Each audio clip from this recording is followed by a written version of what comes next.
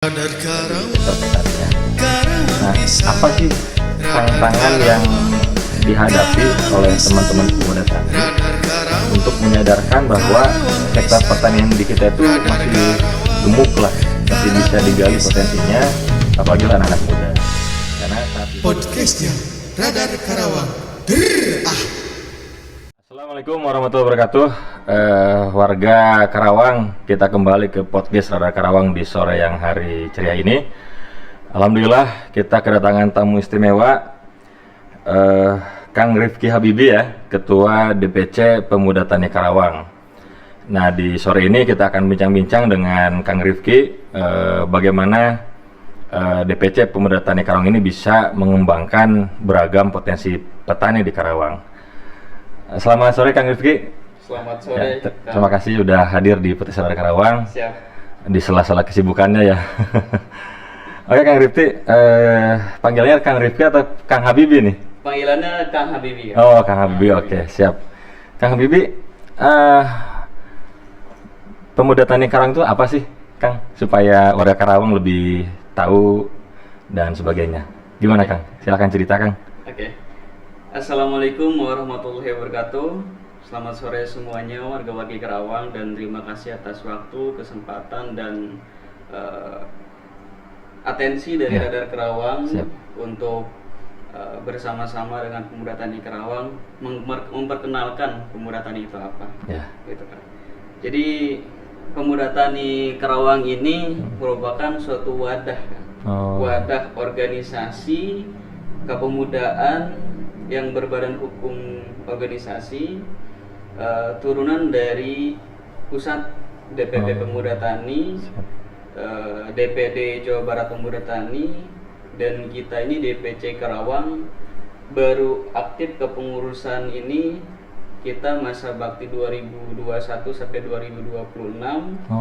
Namun karena kemarin ada proses penyeleksian kabinet Pemuda Tani Karawang, jadi kita rapat kerja pelantikan dan lain-lainnya di awal tahun 2022 kan. Oke. Jadi wadah bagi pemudi Karawang yang menurut undang-undang masih di bawah 40 tahun gitu kan, yang penggiat atau wirausaha muda di sektor pertanian ataupun yang cinta pertanian, bareng-bareng mau sharing dan berbagi ilmu dan mengembangkan serta berkontribusi ide gagasan untuk kemajuan pertanian Karawang kan. Mantap berarti. Nah, ini Pemuda Tani Karawang ini sekarang sedang progres gerapan apa nih Kang? Rencana ke depan kan pasti banyak nih program-program yang memang khusus untuk petani di Karawang. Itu bisa diceritakan Kang, apa saja sih program-program ke depan? Betul, siap. Baik kan. Sebelum kita berbicara program, izinkan Habibi di sini selaku perwakilan DPC Karawang Pemuda Tani Indonesia untuk mengajak anak-anak muda Karawang sendiri untuk bangga terhadap potensi pertanian Karawang, bahwa warga-warga Karawang, pemuda-pemudi Karawang harus mengetahui bahwa Karawang ini sangat luas sekali, dari 309 desa, 30 kecamatan, dan memiliki klaster ekonomi pertanian yang berbeda, itu kan. Dari sisi selatan ada perkebunan, dari sisi utara ada pertanian dan perikanan, timur tenggara perikanan, serta tengah barat itu peternakan. Jadi klaster-klaster potensi Karawang ini sangat besar sekali gitu kan. Sebelum menerima atau sebelum ke Pemuda Tani ini, kita sempat keliling 30 kecamatan juga. Secara pribadi Habibi, kadang kan ketika kita diamanahkan sebagai inti pengurus Karawang, masa nggak paham pertanian Karawang gitu kan. Makanya Habibi waktu itu keliling beberapa kecamatan melihat potensi-potensi dari Batu Jaya, Pakis Jaya, Pedas, Cibuaya, Cilebar, Cilamaya Wetan, Kulon, Banyusari sampai ke Loji. Jadi semua kita sudah sisirin bahwa dari semua ini kita pemuda Tani Karawang DPC Karawang Pemuda Indonesia untuk jangka pendek ini setahun ke depan kita fokus ke internal kan. internal kita, regenerasi pemuda tani, dan juga database pertanian Kerawang. Gitu. Artinya kita ingin sinkronisasi, kita database dari dinas pertanian dan dinas lainnya, pemuda kita kan dinasnya banyak ya, ada dinas perikanan, dinas kepertanian, dinas pemuda. Dari database itu kita sinkronisasikan dengan data real di lapangan bagaimana gitu. Makanya dari situ kita fokus tidak terlalu ambisi program banyak-banyak. Untuk langkah awal ini kita lebih ke database dulu, database sektor barat, utara, selatan, timur, tengah ini pertaniannya apa saja.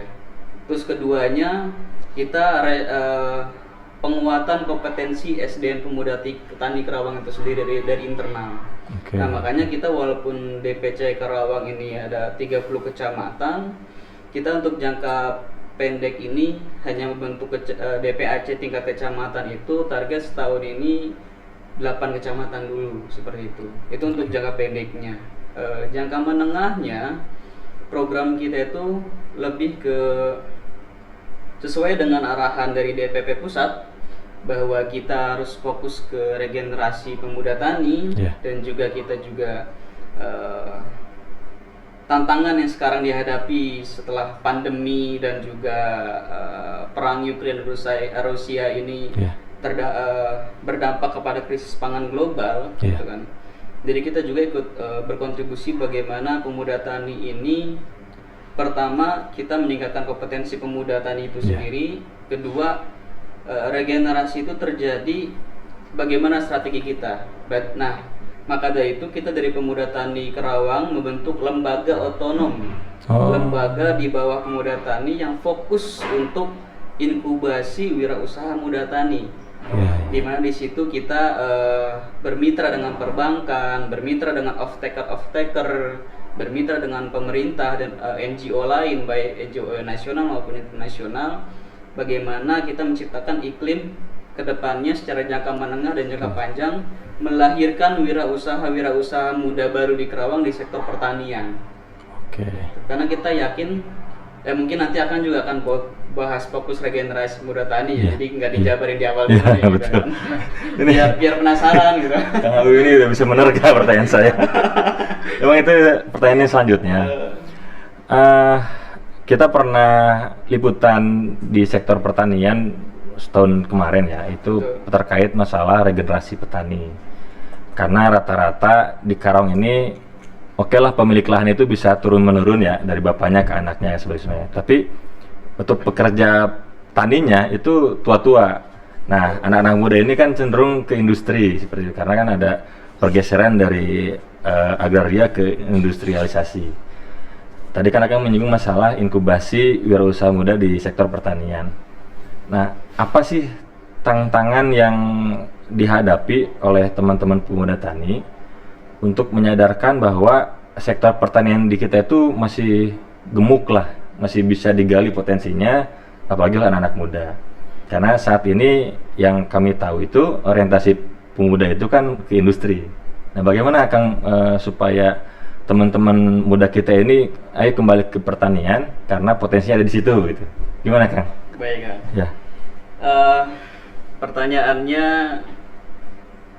sejalan dengan apa yang kita lakukan saat ini, bahwa tadi akan nanya tantangan ke depannya itu bahwa regenerasi pemuda tani di Indonesia, bil khusus di Kerawang ini akan tercipta suatu regenerasi yang sustainable pemuda tani itu apabila iklim usaha tani, iklim wirausaha taninya itu sustain secara konferensif dan terintegrasi dengan pasar dan memiliki berdampak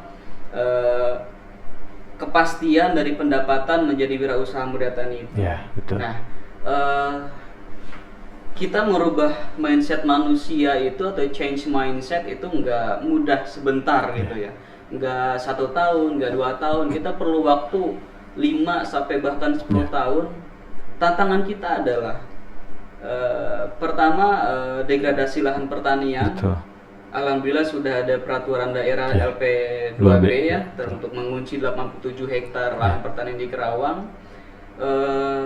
Masifnya pertumbuhan Kerawang ini menjadi kota industri kedepannya, dilirik oleh para investor-investor global ya bahwa Kerawang ini adalah virgin of investment place for the next Jakarta gitu. Nah, ini tantangannya ke depan adalah bagaimana regenerasinya itu kan. Nah, regenerasi yang harus kita ciptakan itu adalah kita ayo ciptakan dulu iklim usaha pertaniannya dulu yang bersahabat dan anak muda itu bisa tertarik gitu kan. Mengapa sih sekarang anak muda belum tertarik gitu kan? Karena ketidakpastian dari penghasilan jadi petani ya. Ketika kita disuruh bertani, kita terus panen, hasilnya itu kita akses pasarnya itu terbatas gitu kan. Nah, itu yang menjadi masalahnya yang kita soroti bahwa pemuda di Kerawang ini bahkan di Indonesia ini kenapa belum melirik ke sektor pertanian gitu kan. Makanya ada beberapa langkah gitu kan ke depannya. Selain kita change mindset, kita juga upayakan untuk mendorong melalui inkubasi wirausaha muda tani ini dengan sistem dengan mekanisme closed loop kemitraan, baik itu di sektor hortikultura atau di sektor pangan atau di sektor peternakan. Kita mencari pasarnya dulu gitu kan. Bahwa Kerawang ini menurut data kan punya sekitar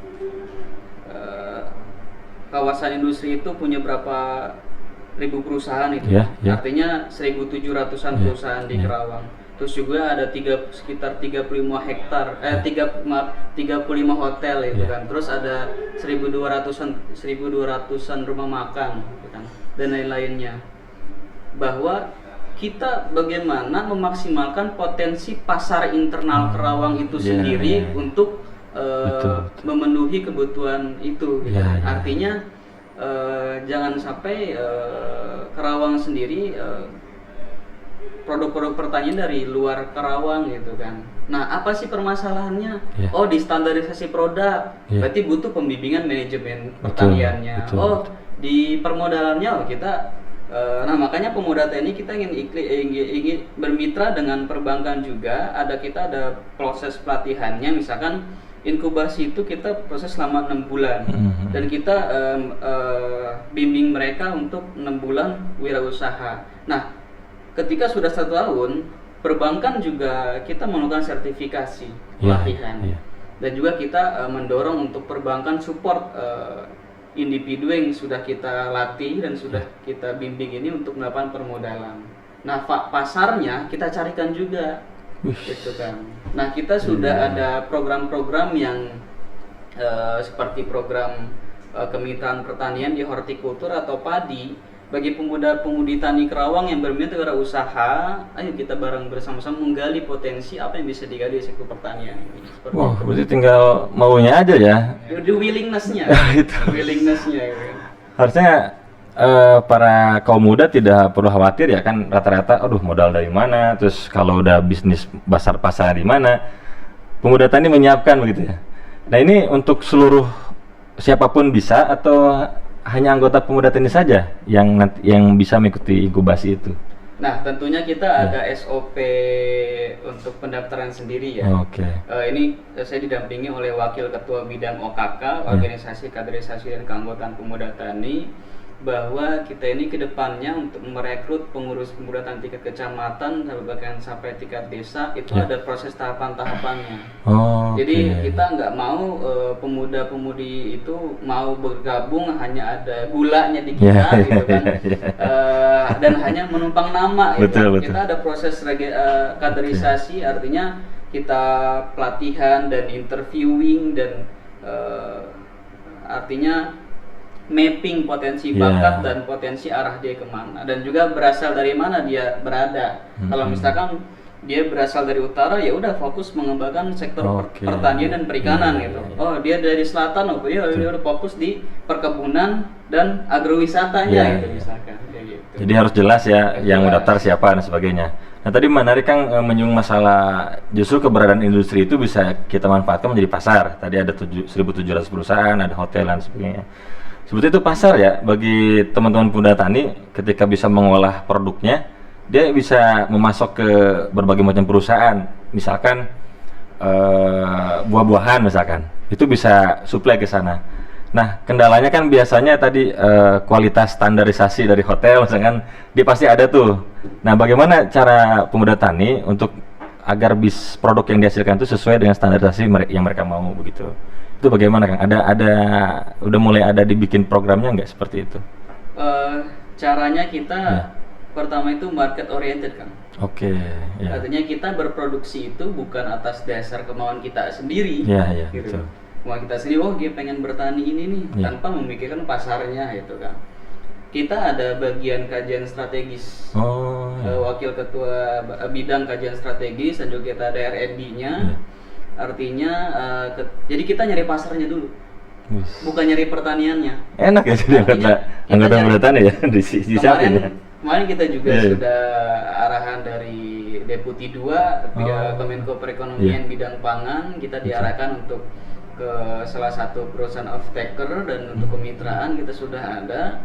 Untuk bidang hortikultura kita udah siap. Bagi para pemudi tani Kerawang yang ingin bertani, punya lahan, yang ingin di hortikultura, kita ada market, kita siap bina gitu kan. Dan juga terkait itu standarisasinya itu kita jadi gini, ketika kita dalam bidang apapun ya, Yeah. kayak ke pertanian ataupun bidang apa gitu kan, kita dibagi 2 tim kan. Oh. Ada tim hulu dan tim hilir. Wis, Jadi oke. nggak mix gitu kan. Yeah, Artinya ketika ini tim hulu, ya udah kamu fokus di kualitas produk. Oke. Kamu fokus di usaha tani di sektor fokusnya, misalkan ikan ya udah ikan. Iya, iya. Di horti ya udah horti, Iya. di pangan. Nah, tim hulu itu dia bagian marketingnya. Kita ada bagian Oke. kerjasama, wakil ketua bidang kerjasama itu Iya. di bagian marketing. Jadi dia akan nanti soan ke institusi, ke pemerintahan, ke swasta, perusahaan, bahkan kita skala daerah ataupun bahkan internasional kita siap gitu. Nah, kita targetnya tahun keempat itu kita udah ada strategi ekspor juga, karena kemarin di rapat kerja rakercap kita Iya. langsung organisasi daerah, level daerah ya di Kerawang pemuda tani, tapi hadir langsung wakil presiden Indonesia Diasporasi dari Prancis, dari Paris jauh-jauh datang ke Kerawang Iya. untuk mendukung, mensupport kita pemuda tani ini, dan kedepannya kita ada kemitraan untuk bagaimana sih standarisasi produk pertanian ini agar bisa ekspor. Nah, tapi kita nggak ambisi untuk ekspor cepat gitu. Prosesnya. Kalau kita udah langsung ekspor, nanti kita dapat pasar, per minggu 50 ton. Ya bingung juga. Bingung juga kita gitu. Jadi Memenuhi kita bertahap. targetnya. Itu jangka panjang di Yeah. tahun keempat, bukan tahun pertama gitu. Jadi Oke. seperti itulah Kang. Jadi start market oriented nya dulu gitu. Ya kan Prancis itu kan terkenal dengan pertaniannya ya. Dia di Betul. Eropa paling top lah Prancis ya. Wih, Makanya ini serius berarti ya. tetap serius. Artinya tidak hanya berpikir lokal tapi juga berpikir global itu. Sempat juga kemarin kan wartawan pernah liputan kegiatan Akang ya. Saya baca bahwa pemuda tani ini juga memberikan akses pasar hingga ke internasional seperti itu. Itu berarti tahun keempat. Berarti sekarang sudah mulai digarap tuh tahapan-tahapan untuk ke sana seperti itu. Sudah kan. Ada misalkan pilot projectnya di daerah mana begitu? Apa gimana? Untuk pilot project sendiri, Iya. kita fokus yang tadi pasar lokal itu, kita kan ada kemitraan dengan beberapa perusahaan off-taker ya. Oke. Jadi dari DPC Kerawang sendiri nanti untuk pilot project di selatan itu fokus di kopi dan hortikultura. Oh, Tegalwaru ya? Iya, Iya, Tegalwaru iya. dan Pangkalan. Iya. Ada pengurus kita di sana nanti untuk menggarap kopi dan hortikultura. Terus untuk di sektor Iya. Timur Tenggara itu padi sama hortikultura juga. Oke. Jadi di utara di Batu Jaya ada hortikultura dan padi juga. Jadi Untuk pilot projectnya kita 3 titik dulu, timur, utara, dan selatan. Barat fokus ke peternakan. Oh. Kita juga ada pada proyek peternakan. Jadi 4 titik ini untuk menjadi acuan ke depannya untuk program-program di tingkat kecamatan bisa diimplementasikan seperti itu. Kopi Tegalwaru juga kemarin menang ya, apa lupa saya, di daerah Jogja di mana gitu. Kemarin Kalau itu nggak salah itu. masuk jadi the first rank Ya, itu, kopi itu. terbaik Betul. di ajang Jogja Coffee Week. Nah itu. Itu garapan Pemuda Tani juga. Kopi Sangga Buana ya ikut. Ownernya Sekretaris Pemuda Tani. Oh bener, mantap pasti. Prosesornya tim manajer gitu. operasional dari Pak Sekjen Pemuda Tani. Itu gimana prosesnya? Kan dulu nggak ada tuh kopi Tegalwaru ya. Tapi sekarang ketika digarap serius, dia jadi luar biasa di ajang Jogja itu ya. Itu gimana sih? Bisa seperti itu bagaimana? Potensinya kok bisa tampak gitu? Oke. Bangkitnya kopi Kerawang ini gitu kan, kita juga sangat apresiasi kepada seluruh aktor atau stakeholders yang mengangkat kopi Kerawang ini. Betul. Saya nggak nyebutin brandingnya, ada beberapa branding untuk mengangkat kopi itu. Itu nggak satu branding ya, banyak ya? Banyak. Oh, Gitu. Kita Kerawang itu dulu menjadi, kita ABB inisiasikan dulu salah satu event kopi nasional via Zoom virtual awal-awal pandemi, itu mengangkat kopi Kerawang, bahwa kopi Kerawang itu diindikasi sebagai kopi tertua. Oh iya. Dan disambungkan dengan literasi dari selatan itu di Sangga Buana dan wilayah Tegalwaru, dan juga di utara Candi Jiwa Abad Kerajaan itu. Jadi itu indikasi ya. Tapi kan kita perlu melakukan langkah tim untuk membangun literasi. Bukti-buktinya bagaimana sih kok itu bisa terjadi gitu. Saya belum bisa menyatakan klaim itu tertua ya, bahwa tapi saya mengajak bahwa anak-anak muda Kerawang, masyarakat Kerawang harus bangga bahwa kopi Robusta Kerawang menjadi salah satu kopi terbaik di ajang kompetisi nasional itu. Nah, kita mendorong bahwa harus langkah pertama kita harus ikut beberapa ajang kompetisi agar menjadi portofolio. Kedepannya harus meningkatkan kualitas produk dan meningkatkan produksi dan menjaga kualitas. Gitu kan. Kebetulan saya juga di bidang perdagangan DPD Asosiasi Kopi Indonesia Jawa Barat kan. Di 3 provinsinya di ASKI, Asosiasi Kopi. Mau letak kopi itu ini kalau tadi indikasi itu benar ya. Oh, karena mungkin di Tegalwaru ada batu menhir dan sebagainya ya. Jadi terindikasi sangat tua kopi Karawang. Apa sih yang menjadi kopi Karawang itu juara itu apanya sih? Rasanya, apa harumnya?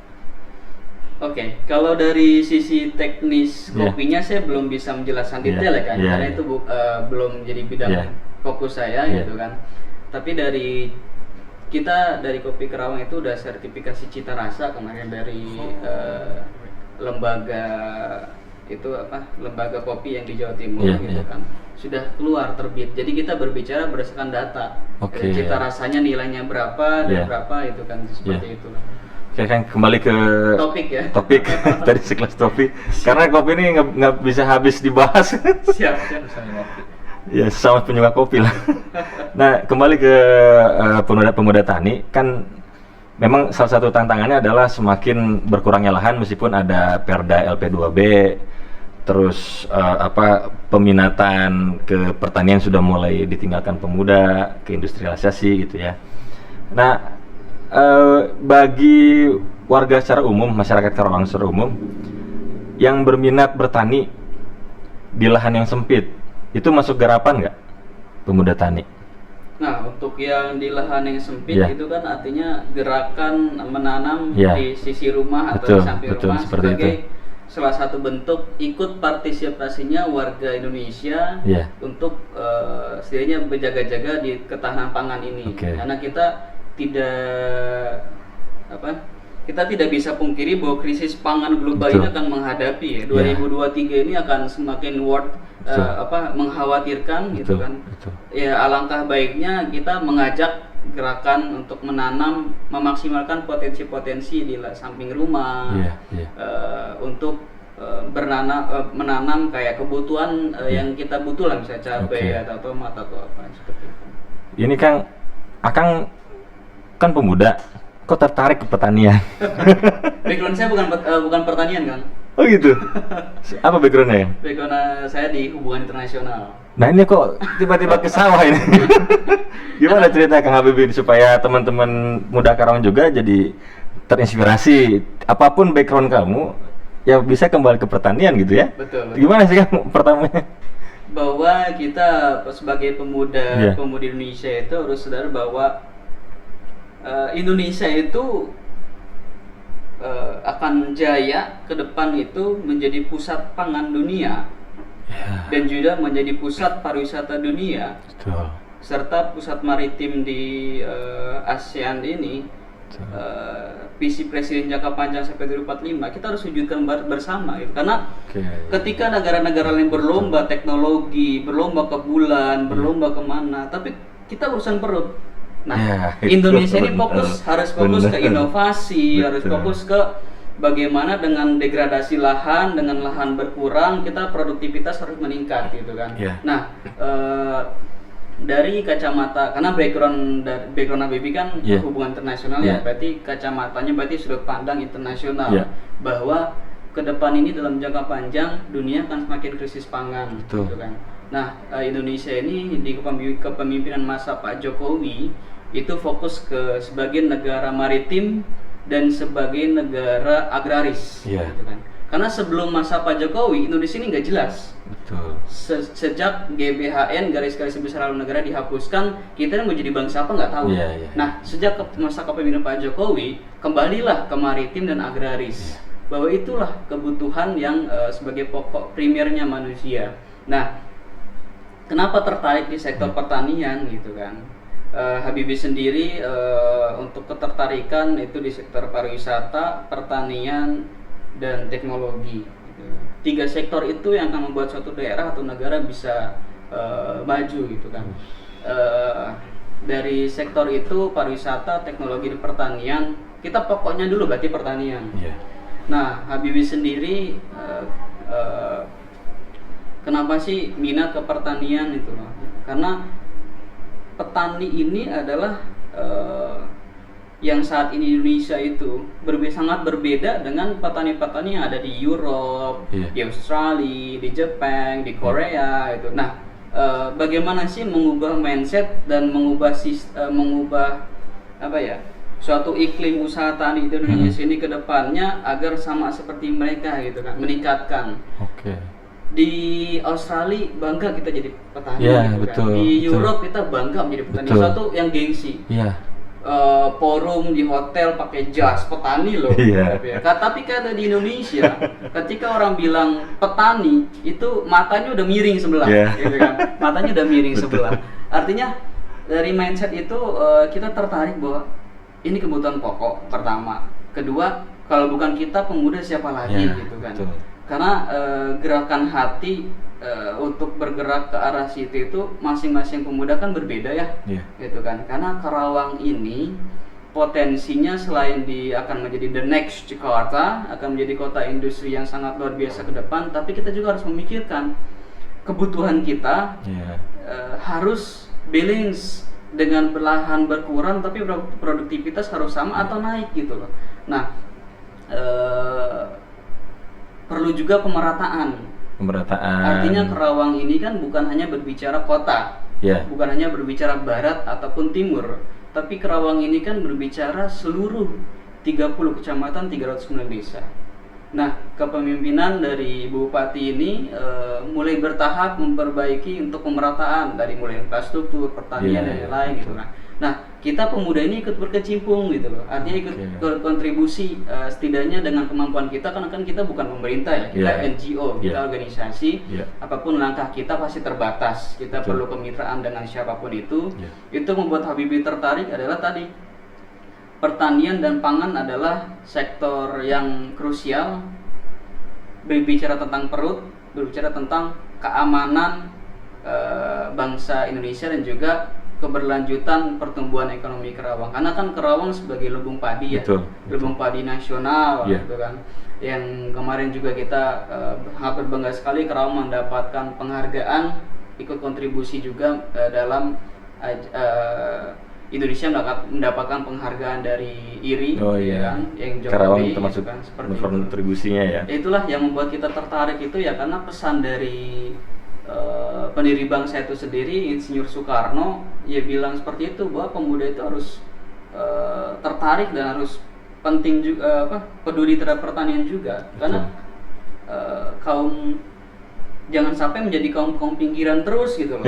Jadi kaum yang dipedulikan gitu. Betul kan. betul. Ini kan ketika ada pemuda mau bertani, pasti kan cara pandangnya berbeda dengan kaum tua ya. Proses pertanian dari hulu ke hilir pasti berbeda. Nah, dan akan kan berkeliling Karawang. Dari sekian banyak tempat yang dikunjungi dan sekian banyak anggota yang tersebar, masalah apa sih yang paling krusial di Karawang persoalan pertanian? Kan ada beras Cianjur, beras ini, ada apel Malang. Nah, Karawang kan belum muncul, kecuali tadi kopi Sangabuana. Nah, apa sih masalahnya sebenarnya di Karawang tuh, Kang, pertanian tuh? Apa kira-kira? Belum terintegrasinya akses pasar market antara iya, pertanian betul. dan sektor lain. Iya, Jadi terintegrasi, betul. belum terintegrasinya akses pasar itu sendiri. Jadi gini, nggak hanya berbicara Karawang ya, Iya, iya. berbicara pusat juga banyak. Kok kita petani suruh bertani, suruh bertanam, Iya. tapi ketika panen kita dihajar impor, Iya. gitu, dihajar ini. Ya, itu masalah Tapi itu, di betul. zaman Iya. masa Pak Jokowi ini kan berangsur-angsur dikurangi Iya, iya. impor itu. Kita berhasil swasembada pangan. Nah, yang di Karawang sendiri tadi pertama adalah belum terintegrasinya antar sektor mendukung sektor pertanian. Dan juga kedua itu regenerasi pertanian itu sendiri lambat, Iya. gitu kan. Dan juga Iya. ketika berbicara database terintegrasi ke 5 sektor pertanian itu pertanian, perkebunan, perikanan Iya. dan peternakan itu belum database-nya harus kita sinkronkan berbagai, karena kalau kita gerak itu kan harus berbicara data ya. Iya, iya. Artinya kita kapasitas Karawang berapa gitu kan. Iya. Walaupun ada data dari dinas Iya. gitu kan. Kita juga harus apakah data tersebut kan bersifat makro ya. Iya, iya. Kalau bersifat mikro artinya di bawah ini berdampak nggak sih terhadap kemajuan para petani itu sendiri, iya. terhadap peningkatan nilai tambah, nilai tukar ke petani itu sendiri gitu loh. Di sektor perikanan contohnya ada suatu pertanyaan Kang Habibi, kenapa sih Karawang ini kan sektor perikanan bisa diindikasi sebagai terbesar juga. Iya, betul. Kenapa sih sekarang yang Betul. terkenal di Jawa Barat itu wilayah lain, Iya. kabupaten yang inisialnya I misalkan di wilayah luar Karawang, kenapa sih Kang itu kan? Padahal kan di Karawang ini sektor perikanan luar biasa. Ya, kita punya laut. Iya, dan juga sektor lainnya. Iya. Saling egosentris dan egosektoral itu sendiri yang membuat egosentris dan egosektoral yang membuat akses belum termaksimalkan ke pasar, dan juga itu yang menyebabkan ketidakpastian menjadi wirausaha muda tani teh berapa penghasilannya itu kan. Kalau menurut data nasional iya, kan iya, iya. rata-rata pendapatan sektor pertanian menurut data Iya. dari BPS itu kan di rencana strategis kementerian itu ada per bulan itu hanya Rp743.399 rata-rata ya secara nasional. Per Berarti bulan kan itu? per bulan di bawah sejuta kan. Kita bukan berbicara Karawang, berbicara Iya, iya, nasional. iya, iya. Nah, itu kan dari secara nasional itu 1029 klaster komoditas pertanian belum terintegrasi dengan pasar. Jadi berbicara pertanian, masalah yang tadi kita jabarkan itu bukan hanya menjadi masalah di Kabupaten Karawang, tadi beberapa kabupaten lain. Iya, pantas ya. Makanya ini. sebagus apapun program dari pusat ketahanan pangan, Iya. harus didukung oleh segenap pemimpin di daerah, Iya, bahkan betul. pemuda di daerah itu sendiri Betul, untuk betul. mendukung itu. Seperti Ya pantesan nggak berkembang ya, karena ya masing-masing bergeraknya begitu. Terus kan ada juga banyak keluhan dari petani ketika beras naik, petani mah nggak untung sebetulnya, karena yang untung adalah bandar beras. Karena dari saat petani panen hingga sampai ke pasar, dia terputus sampai di sawahnya. karena banyaknya rentetan alur produksi sampai ke pasar. Ditambah tadi ego sentral, berarti sudah jelas ya persoalan pertanian kita itu harusnya kan saling menguatkan, tidak terpisah-pisah seperti itu. Nah, pemuda tani bagaimana pergerakannya supaya ini bisa terkondisikan seperti itu? Untuk terkondisikan, kita kan bukan pemerintah daerah ya kan? Betul. Artinya ketika kita ini Nggak apa, singgung aja Pemkab nggak apa, supaya mikir. kita bertugas untuk membantu pemerintah. Ya, betul. Kita bertugas untuk membantu pemerintah, ikut berkontribusi sebagai pemuda di sektor pertanian. Untuk terkait hal itu, artinya kan kita bergeraknya ke depan itu tidak ambisius untuk langsung pukul untuk masalah itu selesai, enggak. Jadi kita bertahap. Artinya kenapa sih permasalahan ini? Berarti ada masalah di rantai pasok, ada masalah di distribusi.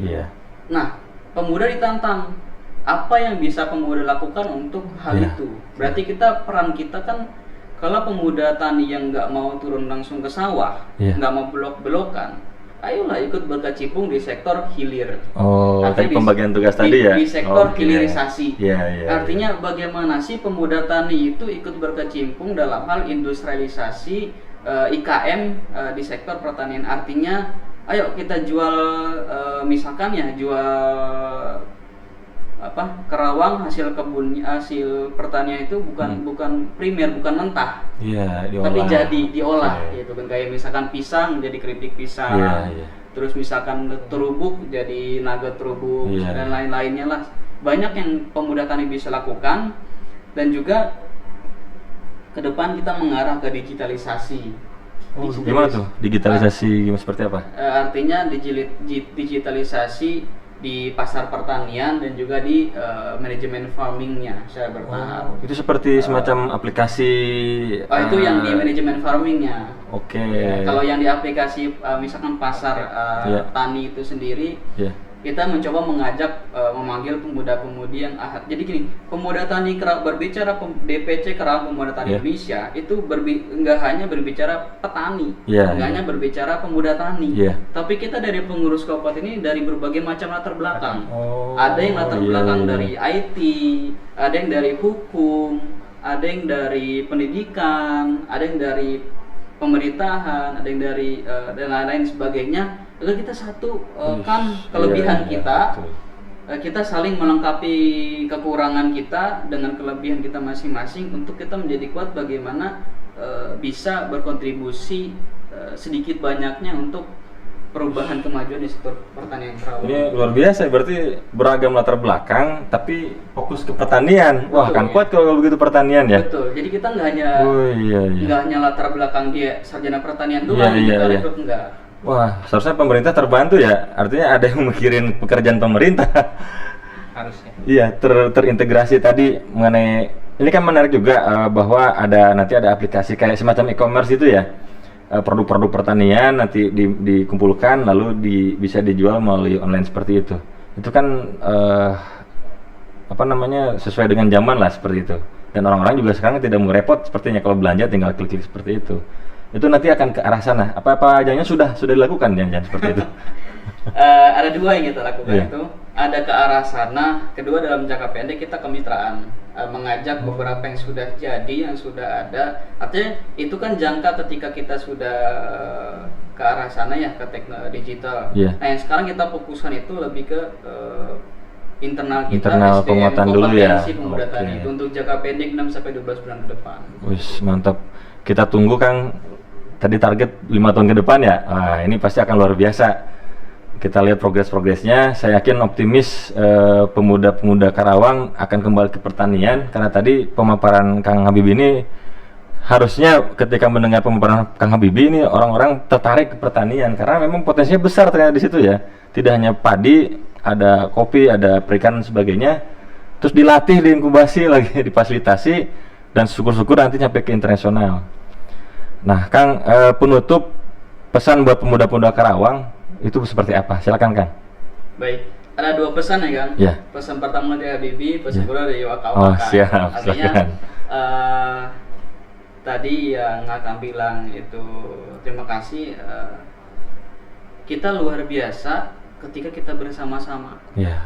Jadi kita tidak ingin hanya pemuda tani saja yang luar biasa, tapi kita we are not kita nggak will not one man show in organization. Jadi kita ingin semuanya ikut terlibat bareng bersama-sama. Seperti pemuda tani kita akan bermitra dengan Ekraf Karawang untuk sektor turbuk misalnya. Terus pemuda tani kita bermitra dengan Indonesia Diaspora Internasional untuk sektor standarisasi produk. Pemuda tani bermitra dengan perbankan untuk sektor supporting terhadap permodalan. Pemuda tani nanti bermitra dengan pemerintah dan lainnya untuk di sektor yang bisa dibantu.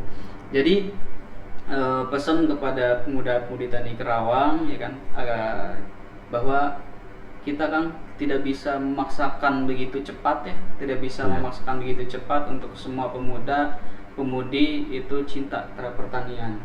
Tapi setidaknya change mindset bahwa pemuda-pemudi tani Kerawang itu harus menjadi wirausaha muda di sektor pertanian atau sektor pendukung pertanian di Kerawang ini, agar ke depan ketika Kerawang menjadi suatu daerah yang maju, the next Jakarta, kita tidak hanya menjadi penonton, kita tidak hanya mengemis kawasan industri untuk bekerja di sana, kita tidak hanya itu gitu. Jadi kita harus juga yang punya skill dan punya minat di pertanian gitu loh. Ayo kita duduk bersama, apa yang bisa kita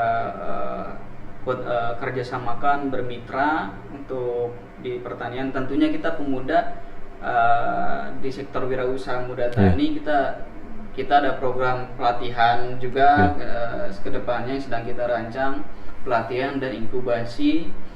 Ayo bareng-bareng kepada pemuda Kerawang itu untuk cinta di sektor pertanian itu sendiri.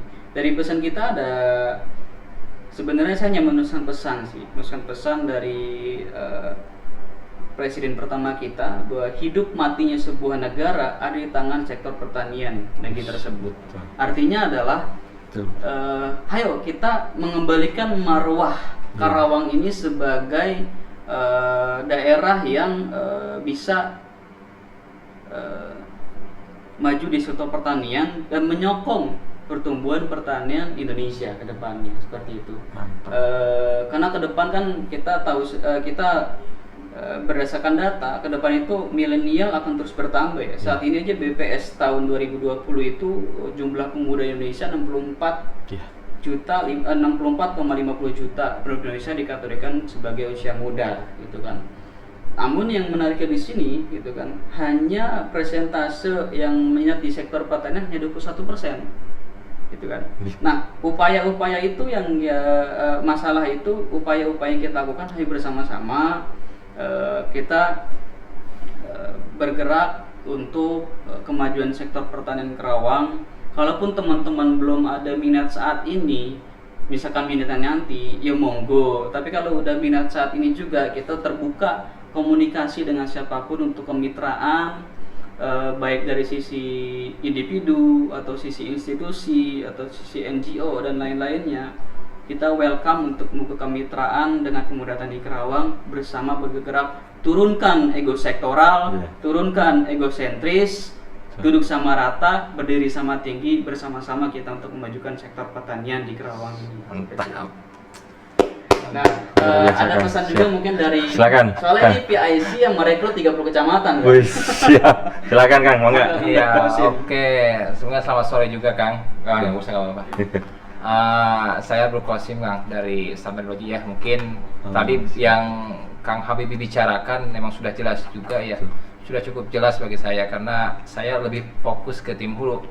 Makanya saya dipercaya sebagai tadi direktur inkubasi wirausaha muda taninya untuk fokus ke peningkatan kompetensi wirausaha muda yang ada di pemuda tani ini. Gak hanya pemuda tani tapi masyarakat manapun, pemuda-pemuda yang belum berminat masuk ke pemuda tani ini juga bisa kita bina, kita arahkan untuk menjadi pemuda yang yang istilahnya tinggal di desa itu bisa mendapatkan rezeki seperti orang kota, bahkan bisnisnya pun dunia. Jadi mungkin pesan untuk anak-anak muda yang ada di Kabupaten Karawang, jangan pernah ragu untuk jadi seorang petani ya, karena kita itu makan itu kan makan nasi itu kan dari beras. Betul. Beras itu ditanam di Sawah. di sawah gitu. Jadi kita itu emang berawal dari pertanian hidup itu. Tadi masalah pertanian ini masalah yang emang di masa pandemi juga tidak terpengaruh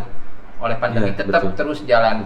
Makanya ayo bareng-bareng anak-anak muda Karawang mau dan harus bangga menjadi petani ya. Petani itu bisa bisa mensejahterakan kehidupan, dan juga kedepannya petani-petani muda yang ada di Karawang tentunya punya kejelasan, bukan hanya orientasinya itu ke pekerja buruh pabrik ataupun apa-apanya tadi, tinggal di desa, rezeki kota, bisnis mendunia. Nah seperti itu. Satu lagi pesan Kang, Siap. bahwa kita sangat berterima kasih Radar Karawang menjadi media pertama yang bermitra dan artinya yang mendukung kita untuk mengkampanyekan regenerasi pemuda tani. Betul. Kita juga butuh kemitraan yang sustain dengan Radar Karawang dan beberapa media di Karawang ini. Peran media juga sangat penting untuk mengkampanyekan kepada pemuda-pemudi Karawang bahwa tadi kata Kang Pak Waka OKK bahwa harus bangga menjadi pemuda tani, harus bangga terhadap pertanian Karawang. Nggak hanya bangga, ikut serta menjadi wirausaha muda tani. Radar Karawang. Siap, terima kasih Kang. Itu warga Radar Karawang, terutama para pemuda di Karawang, ayo kembali bertani karena itu jati diri orang Karawang. Selamat sore, assalamualaikum warahmatullahi wabarakatuh. Waalaikumsalam.